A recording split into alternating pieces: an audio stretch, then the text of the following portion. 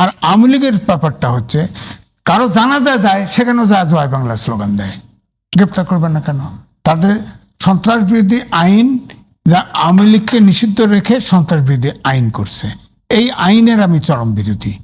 কারণ এই আইনে আপনি দেখেন 15ই আগস্টের পরে 1974 সালে স্পেশাল পাওয়ার অ্যাক্ট আছে, মোস্তাকের সময় জেলখানা ভরে ফেলছিল, তার 80% ছিল আওয়ামী লীগের করা 74 সালে স্পেশাল পাওয়ার অ্যাক্টে 80% লোক গ্রেপ্তার করছে। রাজ্জাকি ভাই সিনিয়র উকিল, তিনি বুঝবেন। তো এখন এই যে সংসদে আওয়ামী লীগকে নিষিদ্ধ অ্যাক্টিভিটিস নিষিদ্ধ রেখে সন্ত্রাস বিরোধী আইন করলো এবং জামায়াত ওখানে বসে থাকলো, খুশি হলো যে আওয়ামী লীগ তো নিষিদ্ধ হচ্ছে, এনসিপি কিন্তু বেরিয়ে গেছে, এটা ঠিক। তো এখন যেটা দাঁড়ালো, ধরেন এখন জামাত বিরোধী দলে আছে, এনসিপি বিরোধী দলে আছে, আন্দোলন করলো, আইন শৃঙ্খলা পরিস্থিতি অবনতি ঘটলো, নিষিদ্ধ করে দিতে পারে আইনে। আবার জামাত নেক্সট ইলেকশনে ক্ষমতা আসলে বিএনপিকে নিষিদ্ধ করতে পারে, অথবা আওয়ামী লীগই 10 বছর 20 বছর 100 বছর পরে আসলো, নিষিদ্ধ করতে পারে।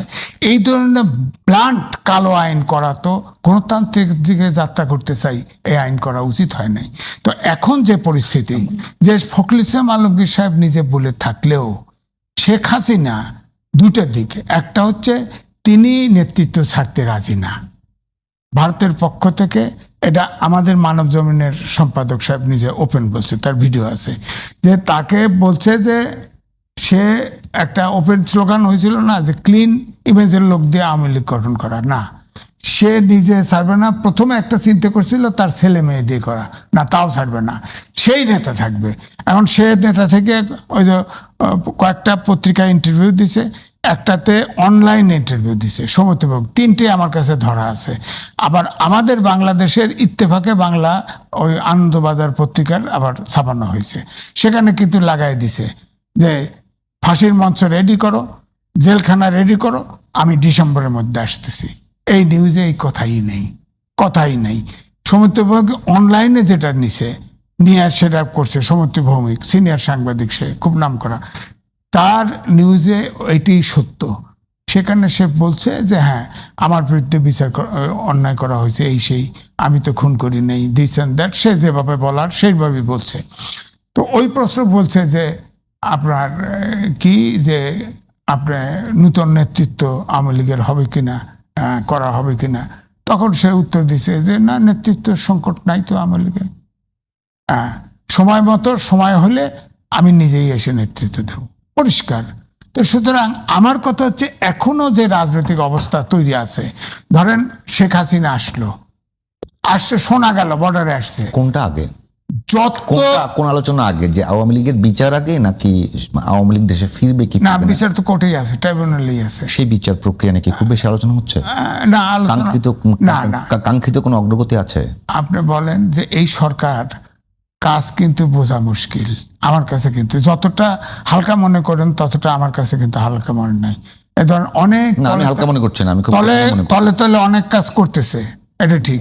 ধরেন এআই কোড লাগাই দিছে ইয়েতে, আপনার রাস্তাঘাটে এআই ফাইন করে দেয়, এটা তো বাংলাদেশে এটা কাজ পুরো করতেছে না, কিন্তু করবে তো, ফাইনালি করবে তো।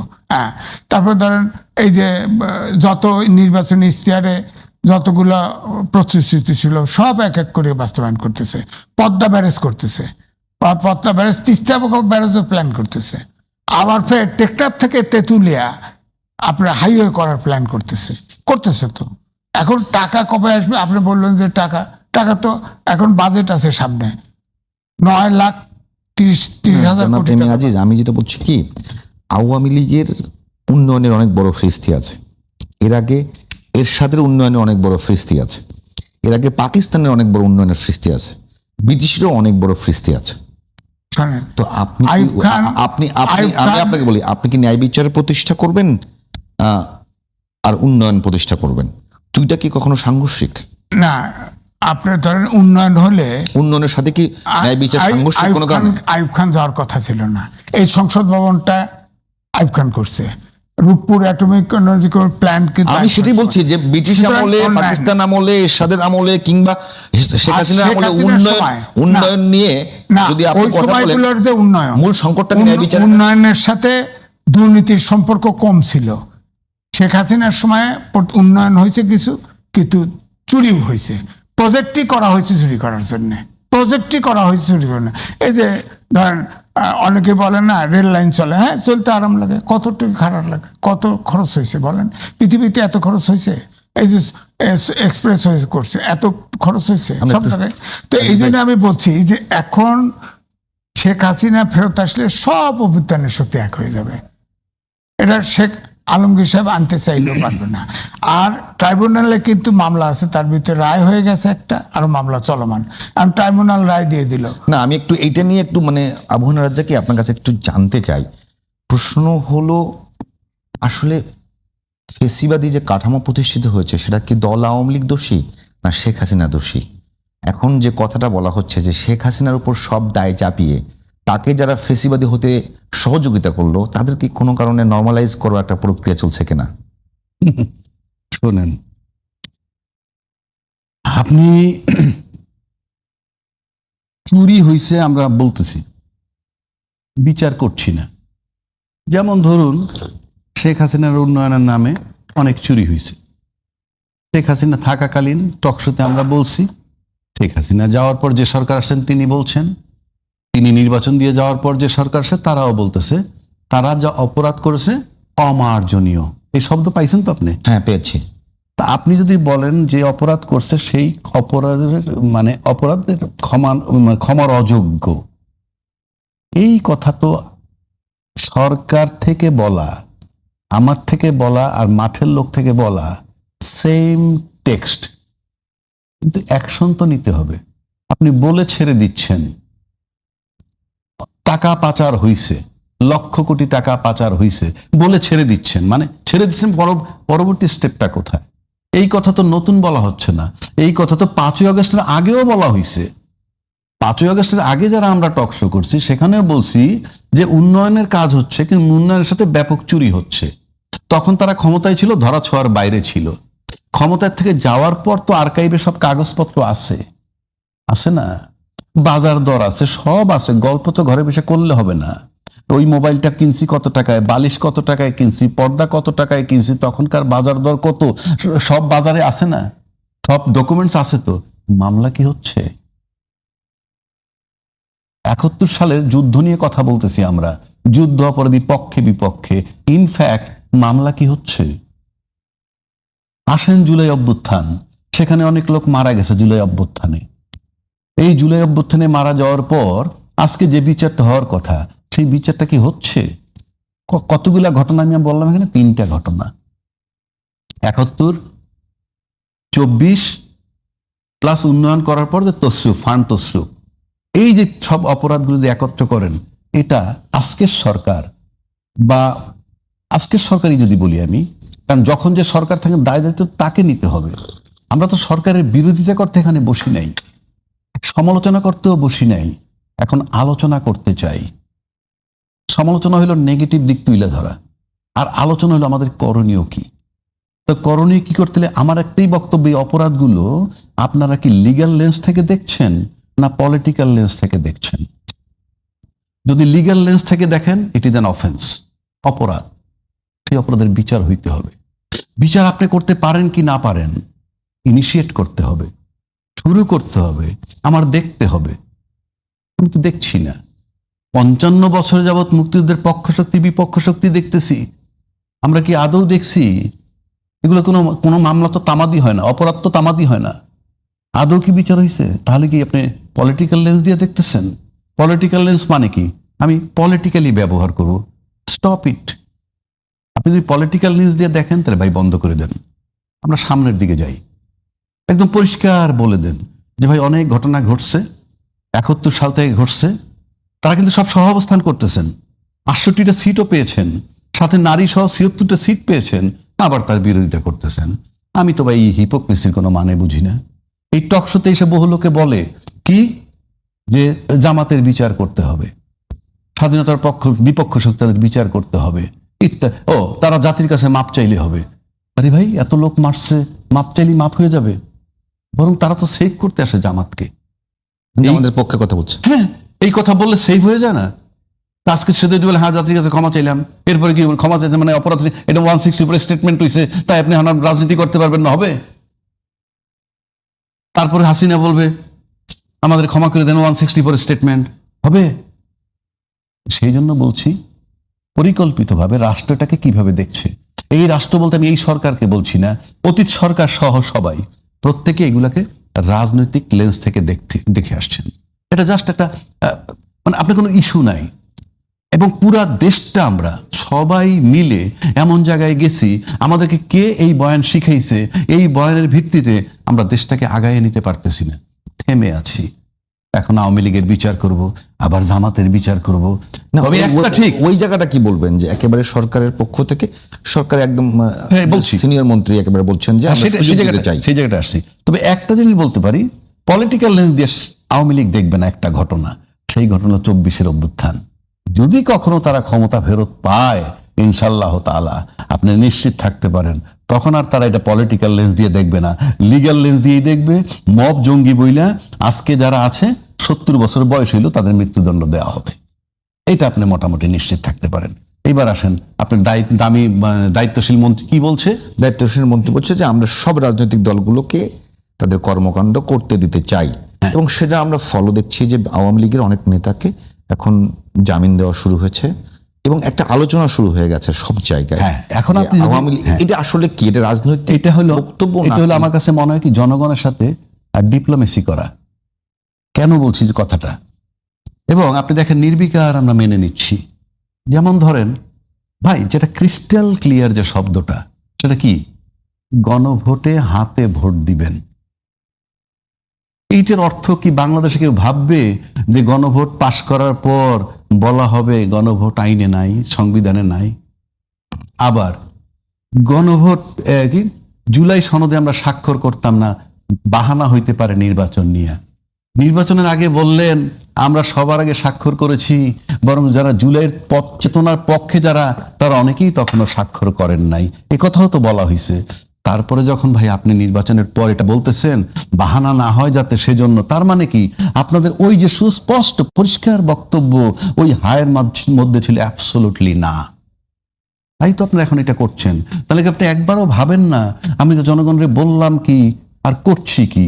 এই কথাই কি মনে হয় জানেন, এই কথাটা তখন মনে হয় যে ভোটের উপরে নির্বাচন হয় না, জনগণের ভোট লাগে না। নাহলে জনগণের ভোট লাগলে গুরুত্ব দিবে না কেন?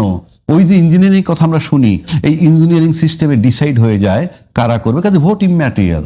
তা নইলে আপনি বলেন না এরকম ইউটার্ন নেওয়া যায়? বললাম একটা, করতেছি আর একটা, এই ইউটার্ন নেওয়া যায়, কেউ নিতে পারে?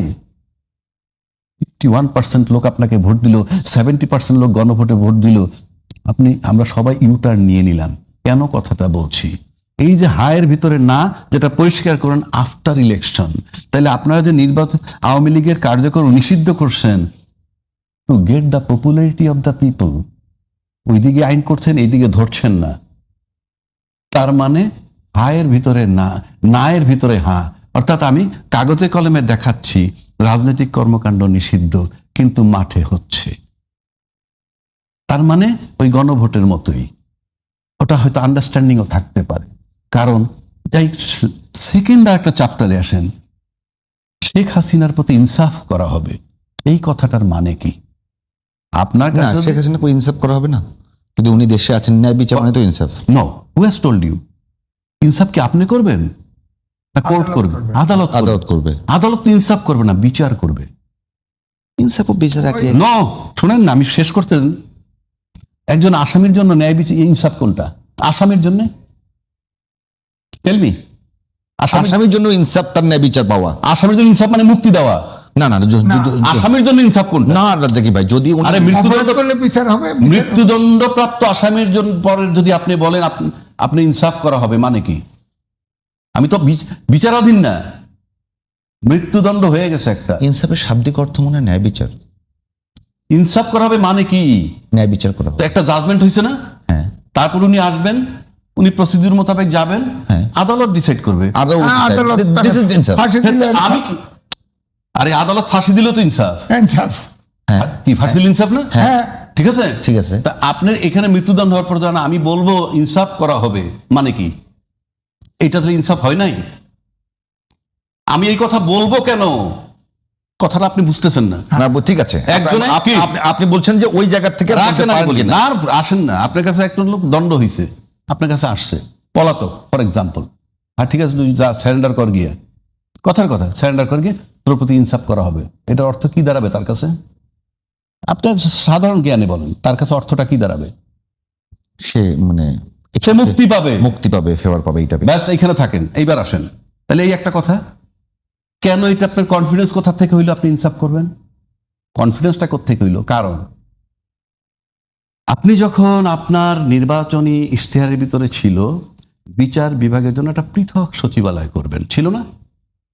সুস্পষ্টভাবে পৃথক সচিবালয় করা হবে, আপনারা করবেন, ভালো কথা। আপনি করার আগে একজনে করে ফেলছে না, আপনি এসে ওইটাকে আরো কিছু সুন্দর কিভাবে করা যায় তা না করে আপনি বিলুপ্ত করে দিলেন। ভালো কিছু করবো এই জন্য। বিলুপ্ত করবেন কেন? ওটা রাইখেই তো আপনি শুদ্ধ করতে পারেন। এইটা একটু আজিজ ভাইয়ের কাছে শুনি। আমি শেষ করে নেই। সংশোধন করতে পারে, Yes! বিলুপ্ত করবে বিলুপ্ত করবেন কেন আপনি? না, সংশোধন করতে পারে। আমি শেষ করে দিই। Please. আপনি স্টুডিও সাজাইছেন, ওকে, এই স্টুডিও আরো সুন্দর করবেন, ওই স্টুডিও আজকে বন্ধ কেন? সাজাবেন তো সাজাবেন, এই টেবিল সরে আরেকটা টেবিল আনবেন, এই চেয়ারটা সরে আরেকটা চেয়ার আনবেন, ভালো ক্যামেরা ভালো আনবেন, লাইট চেঞ্জ করবেন। লাইট চেঞ্জ করবেন। তো বিলুপ্ত, এটা বন্ধ করে বিলুপ্ত করার মানে কি? এটা ঠিক করবেন? আচ্ছা, এইবার আসেন, তাহলে রেজাল্টটা মিলিয়ে দিচ্ছি আপনাকে। আপনার দায়িত্বশীল যিনি বলছেন, এই পৃথক সচিবালয় হওয়াটা যখন আপনি বিলুপ্ত করে দিচ্ছেন, তখন you are giving an indication যে তোমরা চলে আসলা নির্বাহী বিভাগের অধীনে। আমি কি বুঝাইতে পারছি আপনাকে? বুঝতে পারছি, সেটা শেষ করে দিই। সে বিতর্ক তো অনেক বছর। আর সচিবালয়, তখন তো সচিবালয় হয় নাই পৃথক, কথা বুঝেন না কেন? না। তো এখন তো হওয়া সচিবালয়টাকে আপনি বিলুপ্ত করে দিলেন, তার মানে কি? যাকে স্বাধীন করা হয়েছিল তাকে আপনি অফিসিয়ালি পরাধীন করলেন, তার সাথে ইনসাফ করবেন বললেন, তার সাথে আপনার নেতার কথা এটা মিলান। তাহলে পরিষ্কার বোঝা যাচ্ছে যে আপনি একটা প্ল্যাটফর্ম তৈরি করতেছেন তাদেরকে আনার জন্য। এখন আনবেন কি না আনবেন সেটা আপনাদের বিষয়। আর আমি বলতেছি যে এইটাই শুনি না আজিজ ভাইয়ের কাছ থেকে। আজিজ ভাই, তাদেরকে আনবেন কি আনবেন না, মিলে আপনার যায় তো বিষয়। এগুলা। আমি একটা বিষয় একটু আপনাকে প্রশ্ন করতে চাই। এখন যদি দেখি যে জুলাই অভ্যুত্থানের সময় এখানে গণহত্যা হয়েছে, হয়েছে। আচ্ছা, এই গণহত্যার দায় আসলে কার? তাই যারা সরাসরি গুলি করেছে তারা, যারা সময় ক্ষমতা ছিল তারা, দল আওয়ামী লীগের কি এখানে কোনো ধরনের কোনো সম্পৃক্ততা আছে কিনা? শোনেন, একটা দল হচ্ছে তার নেতা কর্মী মিলা, হুম, এবং গণহত্যার রাজ্জাকি বা বিচারক, গণহত্যার কোনো মাপ হতে পারে না। তো দল আওয়ামী লীগের কোনো দায় আছে কিনা? কোন হত্যাই মাপ পাওয়া উচিত। হ্যাঁ, গণহত্যা আওয়ামী লীগের কোনো দায় আছে কিনা এটার মধ্যে? দায় থাকবে না কেন? নেতা কর্মী মিলেই তো দায়, যারা ঘটাইছে তারা। আমার ট্রাইব্যুনালটা করছে আওয়ামী লীগ, সরকার আওয়ামী লীগ হাসিনা বানাইছে না, সেখানে সেইটাকেই কিছু মডিফাই করে আরো বেটার করে সেটাতেই বিচার হচ্ছে। তো সেখানে ট্রাইব্যুনাল যদি মনে করে বিচার আছে না, অলরেডি শেখ হাসিনাকে একটা ফাঁসি দিয়েছে না, আরো বিচার আছে না, এখন বললো যে এই আওয়ামী লীগ সন্ত্রাস গণহত্যা করছে, নেতাকর্মীরা গণহত্যা করছে, তাদের সন্ত্রাস বিরুদ্ধে তার গণহত্যা করছে, সবাই দায়ী। আওয়ামী লীগ সন্ত্রাস বিরোধী দল, একটা সন্ত্রাসী দল, নিষিদ্ধ হতে পারে। এক। দুই হচ্ছে যে আপনি চিন্তা করেন, আপনি যেটা আগে বললেন যে আইভি আপনার মুক্তি পাইছে, ওই যে বদি মুক্তি পাইছে, এরকম অনেকে মুক্তি পেয়েছে। তো এটা মুক্তি পাচ্ছে, আপনার আইবির বিরুদ্ধে হত্যা মামলা দিলেন কেন? শামীম ওসমানের মতো লোকের সাথে সে ফাইট করে নারায়ণগঞ্জে টিকে আছে, সে তো কোনো খুব একটা অপকর্ম তার ভিতরে তার বিরুদ্ধে ছিল না।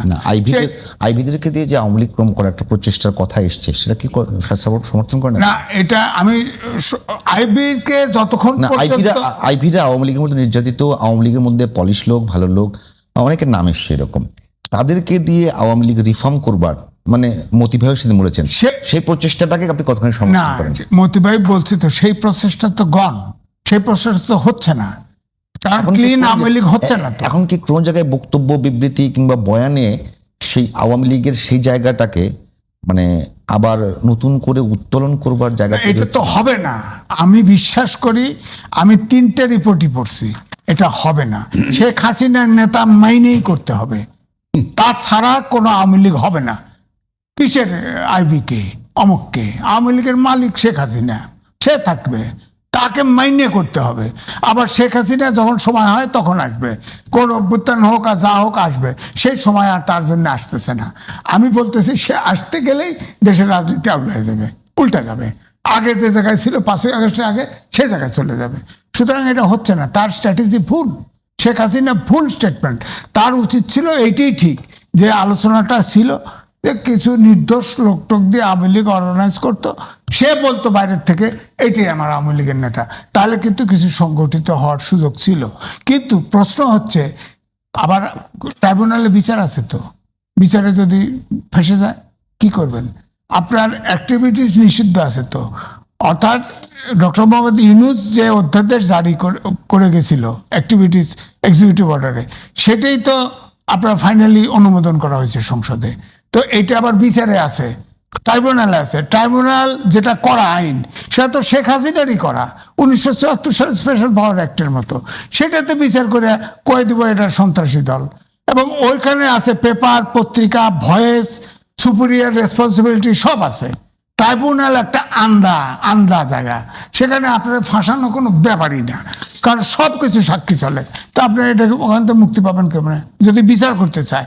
আমি রাজ্জাক ভাইয়ের সাথে একমত যে আপনি 173টা অধ্যাদেশ ছিল, আপনি 4টা অধ্যাদেশ বাতিল করে দিয়েছেন, আর 16টা অধ্যাদেশ বলছেন আরো শক্তিশালী করে উত্থাপন করা হবে পারবেন। ঠিক আছে, করতে পারেন। এটি সংশোধিত কারণ হচ্ছে 133টা অধ্যাদেশ যে নৃশংস হতে পারে, এটা কিন্তু আছে। বিএনপি ওইভাবে নৃশংস হতে পারে না। বিএনপি যেমন তাহলে এই মুহূর্তে জামাতকে নিয়ন্ত্রণ করার জন্য নৃশংসতা দরকার। হ্যাঁ, অবশ্যই নৃশংস হওয়ার দরকার। যেটা রাজ্জাক ভাই করলো না, আওয়ামী লীগ যদি আসেই সত্য আসে যায়, বিএনপির কেউ ছাড়া পাবে না, তো জামাতের কেউ ছাড়া পাবে না, উনিও ছাড়া পাবে না, আমিও ছাড়া পাবো না, পাবে না। তো যারা অভ্যুত্থানের পক্ষে ছিল কেউ ছাড়া পাবে না। আপনি যে বলছেন যে এই মুহূর্তে বিরোধী দলকে দমন করবার জন্য আওয়ামী লীগকে দরকার, এটা না, চিন্তা তা করছে বলছি অনেকে। না, তা বলছি না। আমি বলছি যে অনেকে চিন্তা করছে এরকম। যে যারা জামাত সমর্থন করে না এমন লোক। কারণ হচ্ছে কি, জামাতের সাথে যে সম্পর্কটা ছিল, এখনো সংসদে ওই আপনি দেখেন জামাতের সাথে কিন্তু মৃদু মৃদু সম্পর্ক বিএনপির আছে। সংসদে আপনি দেখেন না, মার্কিন বাণিজ্য চুক্তি হলো, একটা সংসদে আলোচনা হয়েছে, রুমিন ফারহানা উত্থাপন করছে, স্পিকার বলে দিল আপনার এটা নোটিশ করতে হবে, আলোচনা থামাই দিল। আর নোটিশ করতে তার পক্ষ 5 জন সংসদ সদস্য স্বাক্ষর লাগবে, সে স্বতন্ত্র পাবে কোথায়? আসবে। আমি কিন্তু আপনার আলোচনাটা বুঝতে পারতেছি না, আমি একটু বোঝার জন্য বলতেছি। আপনি বলছেন যে বিএনপির একটা প্রশ্ন এখনো মনে করে যে জামাত যে তাফালিং করছে, সে তাফালিংকে নির্মূল করার জন্য আওয়ামী লীগকে না, দরকার। বিএনপি মনে করছে না, আমি করছি জনশ্রুতি একটা অংশের আছে, জনগণের মধ্যে আছে। আর বিএনপি তাহলে আওয়ামী লীগকে আনবার যে প্রক্রিয়াটা, মানে যে একটা আলোচনা, ধর প্রক্রিয়া না, যে আলোচনা সব জায়গায় আমরা শুনতে পাচ্ছি, সেটা কেন? সেটা হচ্ছে বিএনপির কমান্ডে পুরো জনগণ নাই। আওয়ামী লীগকে আনতে গেলে বিএনপিও বিপদে পড়বে। কারণ আমি তো বলছি যে শেখ হাসিনা যদি আসে, শেখ হাসিনা না আসলে আওয়ামী লীগ সংগঠিত হতে পারবে না। 2 ট্রাইব্যুনালে বিচার আছে, এখনো অপেক্ষা করতে হবে যে আওয়ামী লীগ আদৌ বৈধ সংগঠন থাকে কিনা, বা গণহত্যাকারী সংগঠন হিসাবে সন্ত্রাসী সংগঠন হয় কিনা, এটা একটা। 2 হচ্ছে বিশ্বে হিটলার তো আপনার গণতান্ত্রিক ভোটে নির্বাচিত হয়েছিল, হিটলার, কিন্তু হিটলারের প্রার্থী টেকে নাই, কারণ সে তো করলে গণহত্যা করে গেছে, মাইরে গেছে, বিচার হয়েছিল। কিন্তু আওয়ামী লীগ কিন্তু ওই হারে না, অভ্যুত্থানের শক্তি থেকে ক্ষমতা থাকার জন্য দমন করছে, গণহত্যা করছে। কিন্তু আওয়ামী লীগ তো এখন সারা বাংলাদেশে প্রত্যেকটা ঘরে ঘরে সমর্থক আছে, তার সমর্থকরা অনুকূল পরিবেশ নাই, তাই মাঠে নামতে পারে না। একটু মাঠে নামে দেখেন কেউ মারা যায়, জানাজা যায়, হে নৌকায় জয় বাংলা স্লোগান। তার মানে মনের ভিতরে আওয়ামী লীগ ঠিকই আছে, নেতৃত্ব নাই। তো এই জন্য আওয়ামী লীগকে থ্রেট মনে করা হচ্ছে রাজনৈতিক অঙ্গনে, যেহেতু যাদের সমর্থক আছে, সমর্থক তো নাই।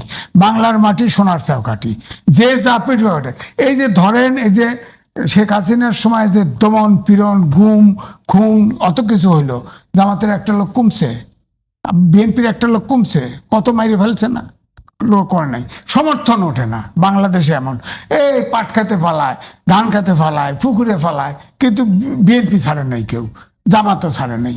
এই জন্যই বলছি যে আওয়ামী লীগেরও একই অবস্থা, যে সমর্থক আছে তার মনের ভিতরে সমর্থন আছে, সমর্থন সুযোগ পাইলে ফোঁস করে উঠবে, না হলে হবে না, পরিস্থিতি অনুকূলে না আসলে হবে না।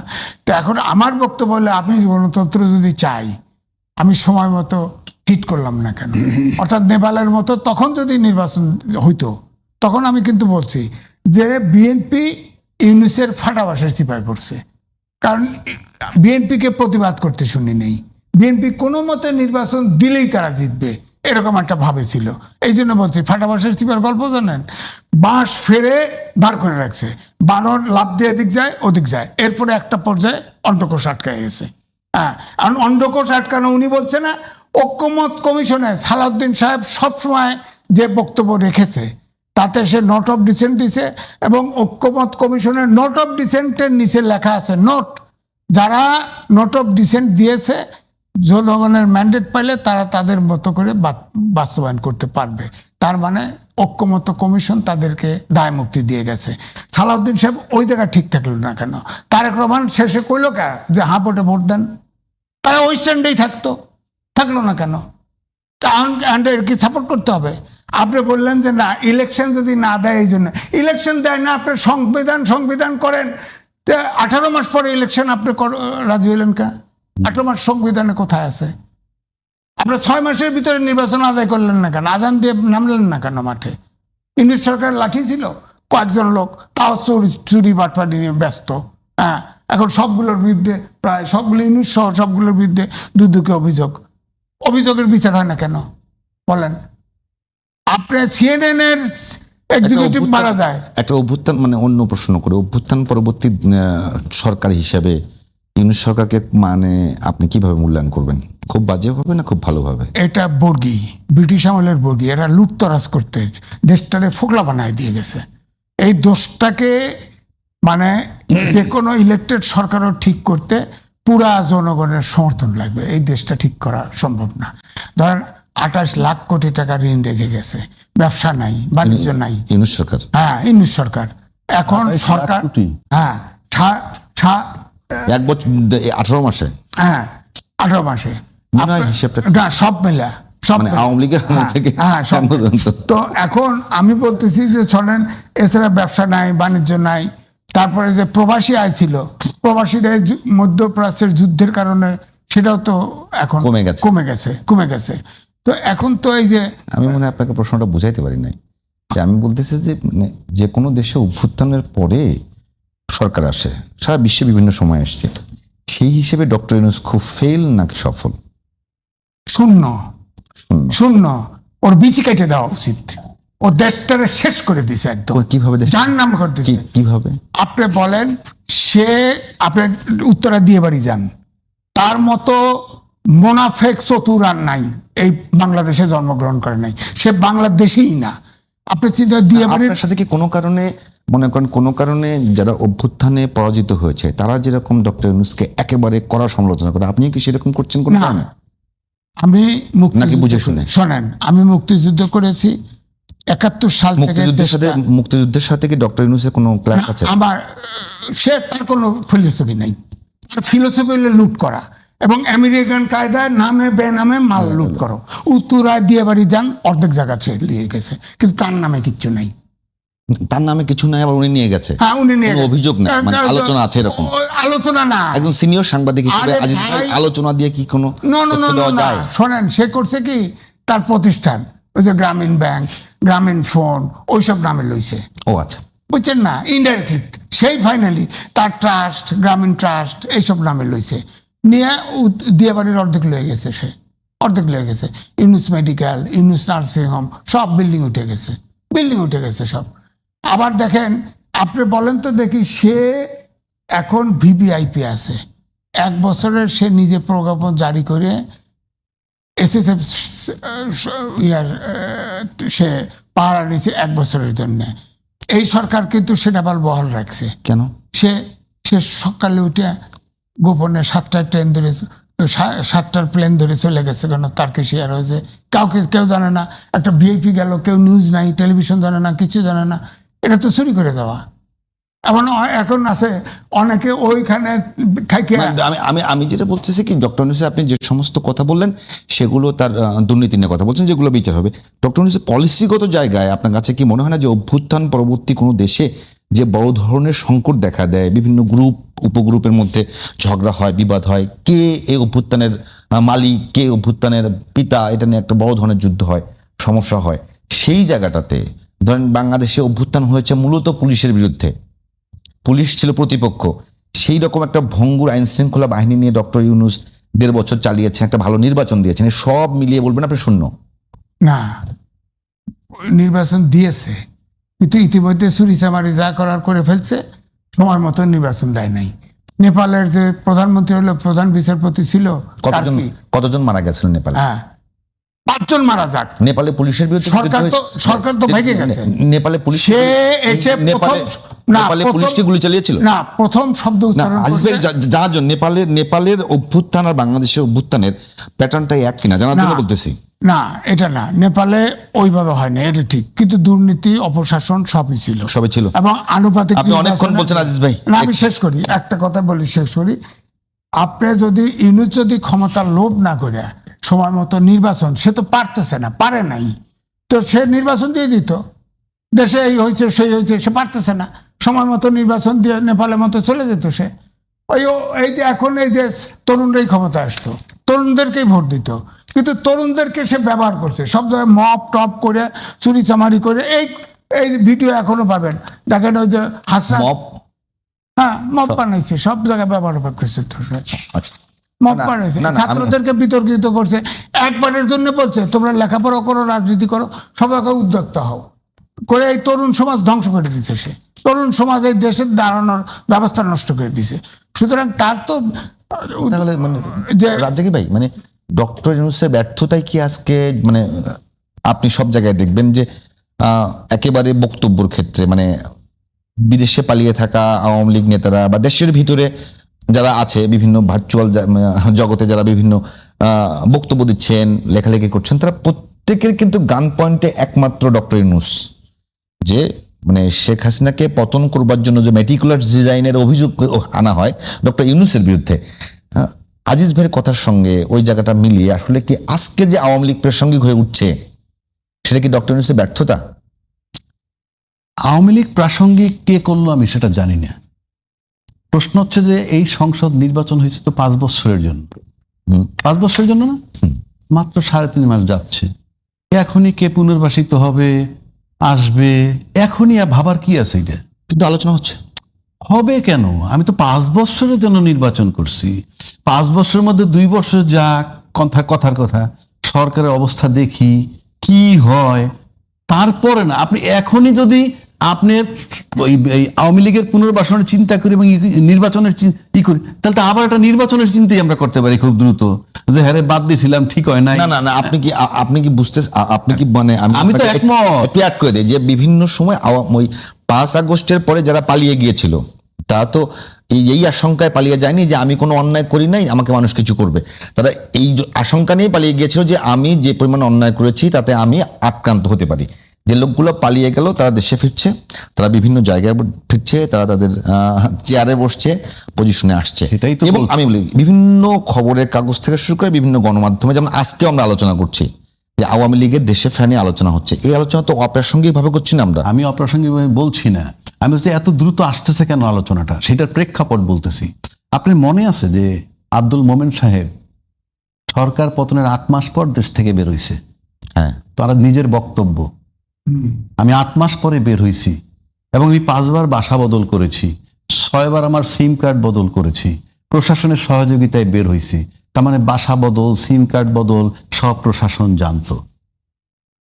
আমি এটা দিয়ে বুঝাচ্ছি, শেখ হাসিনা চলে যাওয়ার 8 মাস পর উনি দেশ থেকে বেরোইছেন, প্রশাসন সবকিছু জানতো এবং সিম 6 বার পাল্টাইছে, বাসা 5 বার পাল্টাইছে, তারপরে বহির্বিশ্বে গিয়া এই কথাটা বলতেছে। তার মানে 8 মাস পর্যন্ত সে তার সহযোগিতা পেয়েছে, এই প্রশাসনের সহযোগিতা পেয়েছে।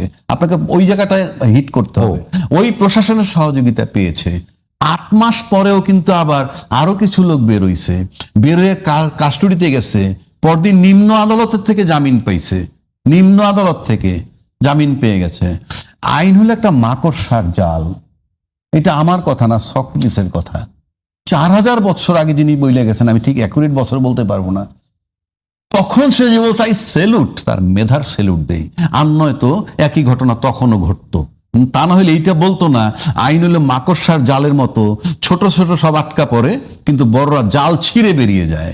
আপনি বলেন 5 আগস্টের পরে 17 লক্ষ হাজার হাজার মামলা হয়েছে, তার বহু লোক কাস্টডিতে আছে, 8 মাস কাস্টডিতে, পুলিশ রিপোর্ট নাই, এফআইআর এর নাম নাই, এরকম বহু লোক এখনো হাইকোর্ট পর্যন্ত গিয়ে থেমে আছে, তারপর উচ্চ আদালতে গেলে ওখানে থেমে যায়।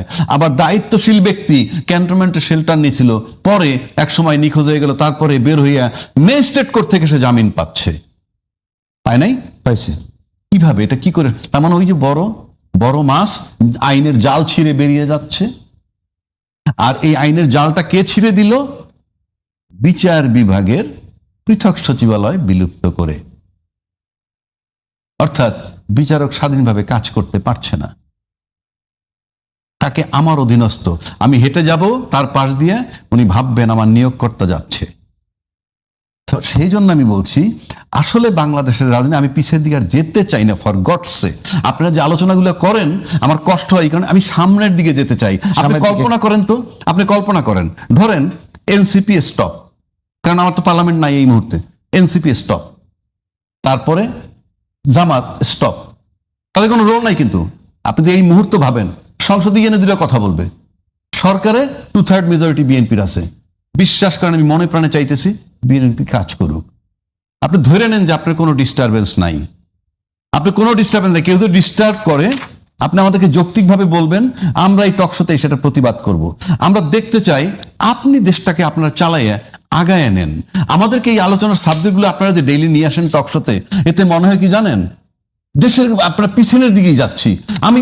এই যে আলোচনা না, তাহলে এগিয়ে যান, তাহলে এগিয়ে যান। আমার বক্তব্য হলো আমরা 2/3, তাহলে সামনের দিকে এগিয়ে যান। 2 মিনিট টাইম আছে, 2 মিনিটের মধ্যে যদি বলতে চান কিছু, যে সরকার আমরা এখন বিদ্যুৎ ও জ্বালানির দাম, Yes. বিদ্যুৎ ও জ্বালানি নিয়ে যে বিষয়টা, বিদ্যুতের দাম বাড়িয়েছে, হ্যাঁ। সেটা নিয়ে যদি কিছু বলতে চান। এবং সাথে বাংলাদেশ একটা বড় অর্জন করেছে, জাতিসংঘের সাধারণ পরিষদের এই যে সভাপতি হয়েছে, এই যে বাংলাদেশ, এই দুইটা নিয়ে যদি কিছু বলতে চান। বাংলাদেশ যে অর্জন করেছে আমি সেটা বলি।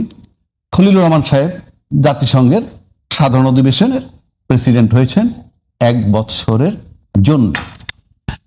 আমি সংক্ষেপে বলি যেহেতু টাইম নেই।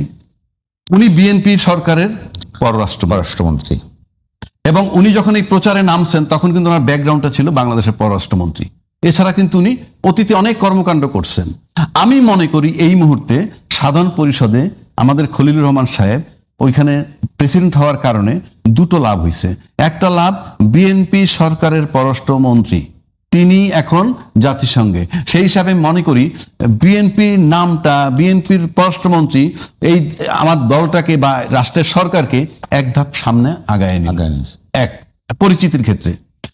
আর তারেক রহমান সাহেবের তাহলে আমি এইটুক প্রশংসা আমার করতে হয় যে তার দলীয় লোক যখন তাকে বিতাড়িত করতে চাইলো, ওনাকে বের করে দিতে চাইলো, তার সাথে আসিফ মাহমুদ, সজীব ভুইয়া এবং মাহফুজুল আলম এবং এই খলিলুর রহমান, 3 জনকেই কিন্তু বয়কট করতে বলেছিল, পদত্যাগ করতে বলেছিল বিএনপি ঢাকা। বিএনপি ঢাকা কেন বলছি, তখন তারেক রহমান সাহেব ছিলেন ইয়েতে, লন্ডনে। এবং লন্ডন থেকে এসে আমি জানি না ওনার অ্যাক্টিভিটিজে মনে হয় যে দলীয়ভাবে খুব একটা উনি বোঝাপড়া করছেন কিনা আমি জানি না, কিন্তু উনি যে সিদ্ধান্ত নিছেন, খলিলুর রহমান এমন একটা ব্যক্তি, উনি কিন্তু আমেরিকার লোক, এ ব্যাপারে আমার কোনো সন্দেহ নাই, কোনো ডাউট নাই।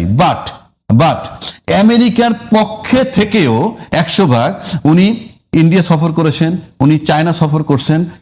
এখন পর্যন্ত আমরা এই 3টা যে বড় পরাশক্তি, জ্বালানি নিয়ে কিছু বলবেন? হ্যাঁ, জ্বালানি বলে নেই। এইটা বলার মানে হচ্ছে এই যে খলিলুর রহমান সাহেব এখন পর্যন্ত ব্যালেন্স করে রাখছেন, সেই কৃতিত্ব আমি তারেক রহমান সাহেবকে বলবো যে হি চুজ দ্য রাইট ম্যান। আজকে পর্যন্ত ফলাফল বলে দেয় পদ্ধতি ভালো ছিল কিনা। আর বিদ্যুতের ব্যাপারে আমার আপত্তি আছে। আমার কাছে দলিল চাইলে আমি বলতে পারবো না, 2 একজনের টেলিফোন রিপোর্ট পাইছি আউটসাইড ঢাকা মফস্বল এরিয়ায় 12 ঘন্টা, 14 ঘন্টা, 16 ঘন্টা, 18 ঘন্টা, 20 ঘন্টা বিদ্যুৎ থাকে না পার ডে। ফাইন, থাকে না, ভালো কথা। আপনার এখানে বিদ্যুতের বিল বাড়াচ্ছেন, ওইদিকে বিদ্যুৎ থাকে না, আর এখানে বিদ্যুৎ আমরা পাচ্ছি ঢাকা শহরে। তার মানে হচ্ছে ঢাকা শহরকে হয়তো আপনি ম্যানেজ করে রাখতেছেন। তাহলে বিদ্যুৎ কত, ওইদিকে বিদ্যুৎ তো নাই, আবার বিদ্যুৎ বিল বাড়াচ্ছেন। ফাইন, আপনার যৌক্তিক ব্যাখ্যাটা আমরা চাই। ব্যাখ্যাটা আমার চাই। আপনার অবশ্যই, যে আপনি- টাইম শেষ। Yes. 1 মিনিট আজিজ ভাই যদি কিছু বলতে চান। জ্বালানি তেল আগে একটু বলি। বিদ্যুৎ বিদ্যুতের ধরেন ঘাট ভর্তুকি দেওয়া হয় 41,000 কোটি টাকা। কুইক রেন্টাল ভর্তুকি দেওয়া হয় এর 80%। কুইক রেন্টাল রাখছে কেন? ওটা বসে থাকলেও পয়সা, না থাকলেও পয়সা। তারপরে এই যে ব্যাটারি চালিত 50 লাখ আছে, এগুলো চার্জ দেয়, একটা পয়সা সরকার ট্যাক্স পায় না।